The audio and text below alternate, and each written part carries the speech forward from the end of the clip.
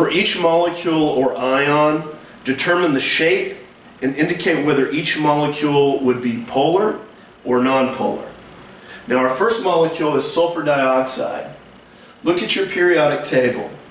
You can see that both oxygen and sulfur, they're in the same group, group 6, right? So the implication there is they both have 6 valence electrons.